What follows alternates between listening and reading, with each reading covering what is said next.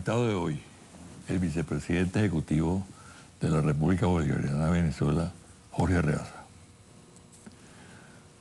Es muy importante el tema que vamos a abordar, comenzando esta entrevista, el tema del diálogo. El presidente Maduro, tan pronto llegó a Miraflores, planteó el diálogo.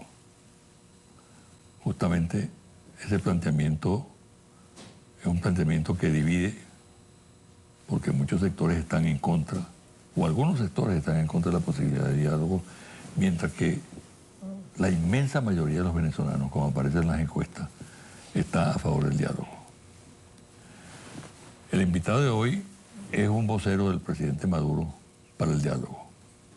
Él preside, por ejemplo, un organismo de integración de fuerzas políticas como es el Consejo de Estado. Está realizando una actividad muy intensa en relación con el diálogo también, y su opinión es muy importante al respecto. Bienvenido, Jorge. Muchas gracias, José Vicente. Mira, el diálogo, nuestra revolución se generó desde el diálogo. Aquí está nuestra querida, respetada, llamada Constitución. Esto fue un gran proceso de diálogo en todo el país. Y el comandante Hugo Chávez no hizo sino llamarnos constantemente al diálogo. Nadie puede olvidar aquel 14 de abril del año 2002, tú estabas allí con él, cuando él, en vez de arremeter contra todas las fuerzas de concentración del capital, del poder mediático, del poder de la burguesía, y con toda la razón que le acompañaba en aquel momento, porque le habían derrocado, utilizando todo su poder, y él, en vez de arremeter contra ellos, hizo un gran llamado al diálogo, con esta Constitución y con un crucifijo en la mano. Se dirigió a la iglesia, se dirigió a los medios de comunicación, se dirigió a la gran burguesía y les dijo: vamos a sentarnos a dialogar. Rectifico lo que tenga que rectificar. Perdonen, me dijo el presidente, si he cometido errores, el comandante Chávez, pero vamos ahora a un proceso de nuevo, de llamado al diálogo. ¿Y ahí qué pasó? Bueno, ya a las pocas semanas se habían levantado aquellos que llamaban la Coordinadora Democrática de las mesas, incluso los sectores económicos en aquel momento, industriales, empresariales también, y siguieron en la conspiración. Y sin embargo el comandante siguió llamando al diálogo después del paro petrolero, después del sabotaje, después de la guarimba, después del llamado a fraude, después del retiro a las parlamentarias, siempre llamando al diálogo el comandante. Y el presidente Maduro, que es el heredero de esa metodología de gobierno con el pueblo, no podía hacer otra cosa. Él es un dialogador por excelencia. Y así se le reconoce no solo en Venezuela, en el mundo, como canciller y ahora como presidente, como jefe de Estado. Él es un hombre que no tiene ningún tipo de reservas para sentarse con quien haya que sentarse para solucionar los problemas del país. Y tal cual, lo hizo desde el primer día, José Vicente, cuando aquel 14 de abril del año 2013, en la noche, le desconoce la burguesía los resultados electorales al pueblo y al presidente Maduro. Inmediatamente él dijo: bueno, sentémonos también para conseguir las vías para reconocer lo que hay que reconocer, que es la voluntad popular. Y bueno, y ese año, con el ministro de Finanzas de aquel momento, Nelson Merente, y los ministros de la Economía, nos reunimos con miles de empresarios, pero cuando le digo miles, es miles, más de 10.000 empresarios, permanentemente todo el año 2013.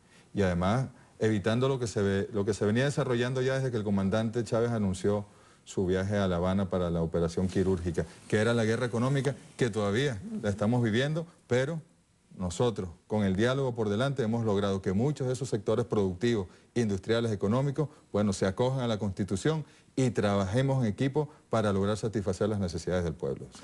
Eso que acaba de decir Jorge es muy importante, porque se suele dar una interpretación del diálogo de que eso corresponde a los sectores políticos. Sin embargo, hay otras dimensiones del diálogo. Por supuesto.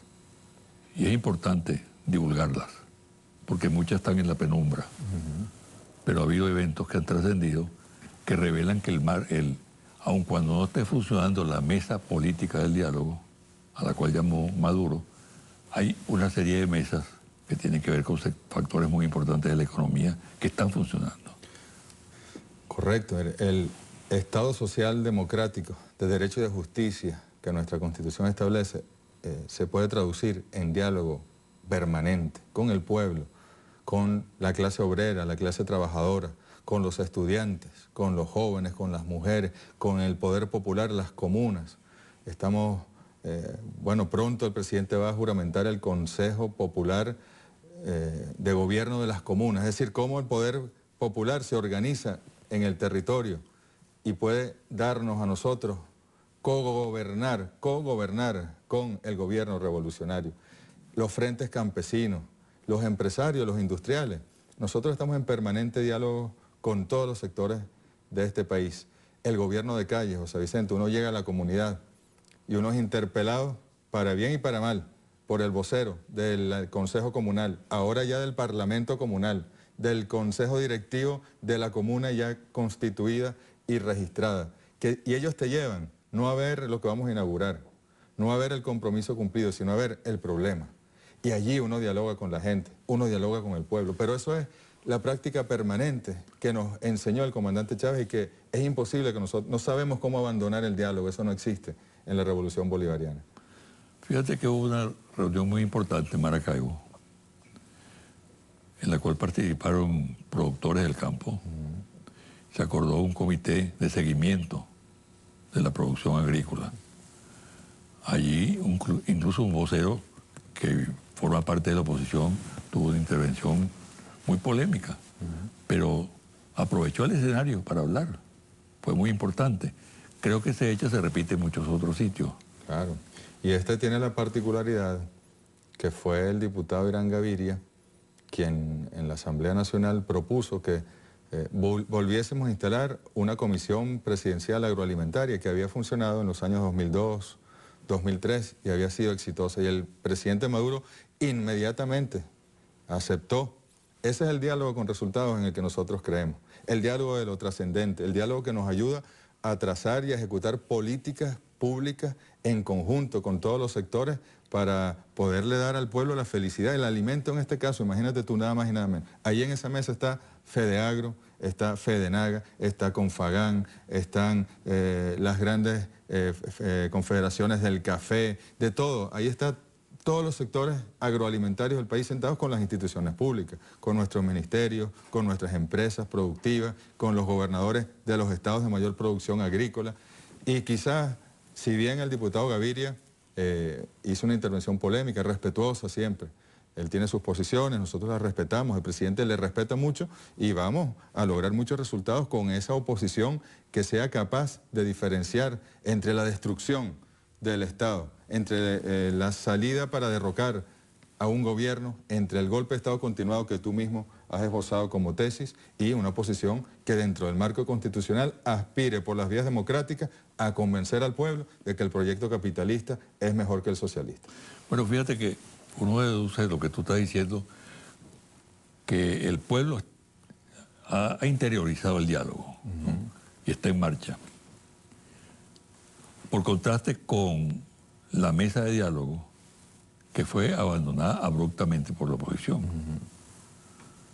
El presidente Maduro apeló a una figura retórica cuando habló, bueno, la silla está vacía, pero ustedes pueden ocuparla cuando quieran, porque estamos dispuestos a continuar en el diálogo.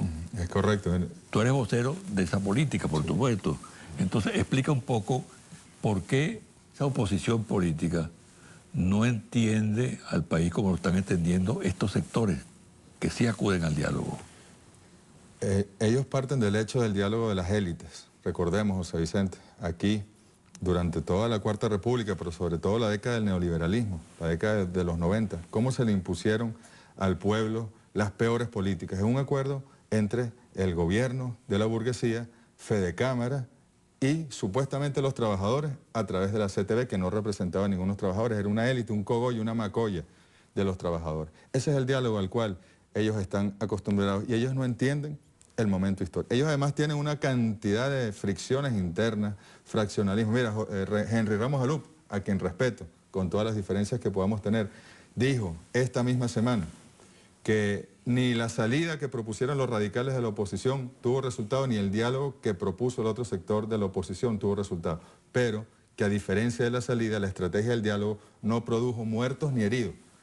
Bueno, a buen entendedor, pocas palabras. Él está allí responsabilizando a alguien en este país de muertos y heridos con una intención de derrocar al presidente. Ojalá que en la oposición venezolana, en la mesa de la unidad y más allá de la mesa de la unidad, se imponga la voluntad democrática, los sectores democráticos, los sectores que creen en la revolución, que creen en el país, que creen en el pueblo y que no siguen líneas imperialistas, líneas del exterior, líneas del capital para derrocar al gobierno que los venezolanos y a la revolución que los venezolanos se han dado desde 1998. Tú presides el Consejo de Estado, que es un organismo previsto en la Constitución.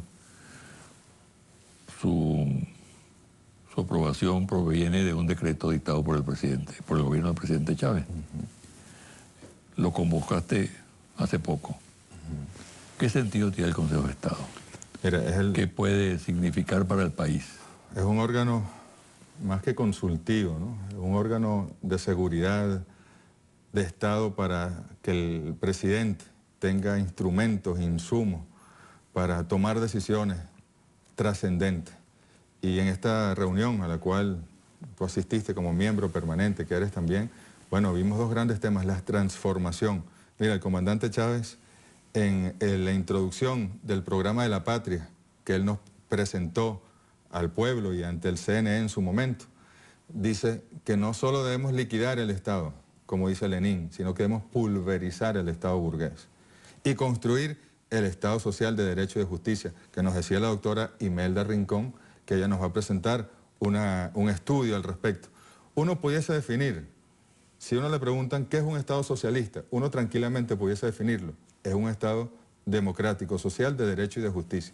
Pero uno no puede definir así el capitalismo, el Estado liberal, el Estado burgués, el Estado capitalista. Esta es una constitución socialista.